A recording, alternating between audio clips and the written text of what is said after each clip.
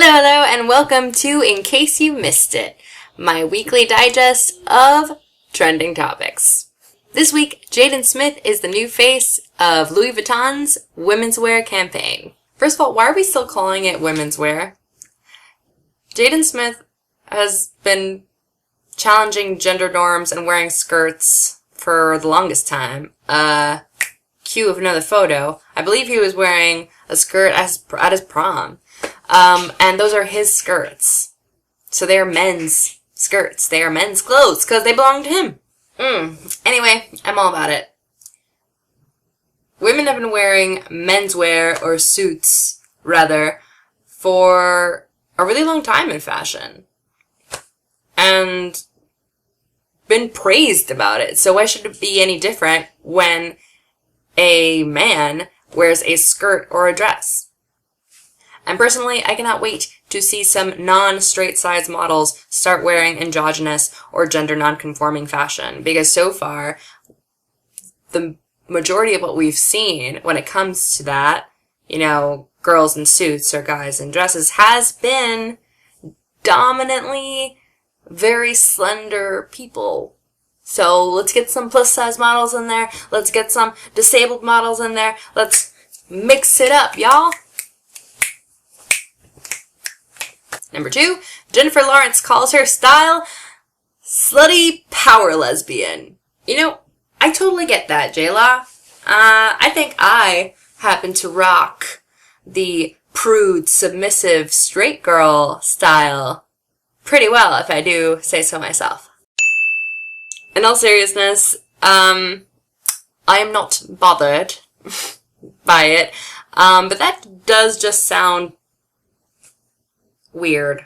Like, if you're not actually part of the LGBTQIA community, then why are you even messing around with that? I don't know. It's just odd to me. Like, granted, there is discussion to be had about what queer fashion actually is. And does it exist? Is it there? And is it being appropriated a lot? You know who I'm talking about. But I'm also a tiny bit biased about Jennifer Lawrence because I get her. If everyone was constantly recording my every word, my mouth would be my biggest enemy as well. Sometimes I talk so much, I stop listening to myself. So who knows what I'm even saying? She's perpetually guilty of this. That's her thing, right? She falls down a lot. She says the wrong thing. Everybody thinks she's adorable. She's just this goofy kid, right? But then, there is also discussion to be had about accountability and being a celebrity and the responsibility of being the media, being the message, being the messenger. And,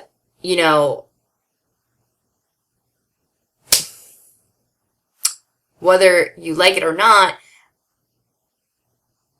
take a part in creating our culture and establishing what is okay and what is not okay.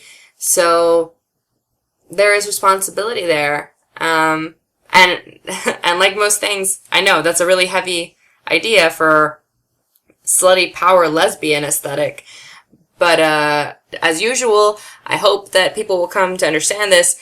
I think about things on a very large scale, so even though that was a really small thing that she did, I'm like, yes, but big picture, this should be discussed. So, not specifically talking about Jennifer Lawrence or that particular line, just in general, this idea of, celebrities being held accountable for the things that they say and what they perpetuate into our culture. All that being said, still love you, girl, but try to get it together. And lastly, someone very important is missing from the Star Wars Monopoly game. Who? The lead. What? Yes, it's true. Rey from Star Wars The Force Awakens is not included in the Star Wars Monopoly game. Why? Nobody knows, really. The response that the game makers gave out was that they didn't include Rey so as to not spoil anything. But y'all, I saw that movie. And I saw those trailers. She's the lead. She's the lead. She's a powerful, amazing character. And why the hell would you not include her in that Monopoly game? And that is not the first time they don't include her. They don't include her in a bunch of action figures, and this is something perpetually done. In the gaming world, I don't even get it. Like, with the Avengers, they take out Black Widow from the merchandise all the time. They take out these female characters from their merchandise all the time. And, wonder why. My perspective on it, without going into too much detail, is that they don't think boys want to play with the female characters. They know that their brand, Star Wars or the Avengers, is marketed towards young boys, and they don't see the reason in selling the female character merchandise because they think it won't sell. I don't understand why she wouldn't be a piece in the Monopoly game, though. Like, that's not the same thing as giving her her own merch, which she deserves. But a Monopoly piece? What the even heck?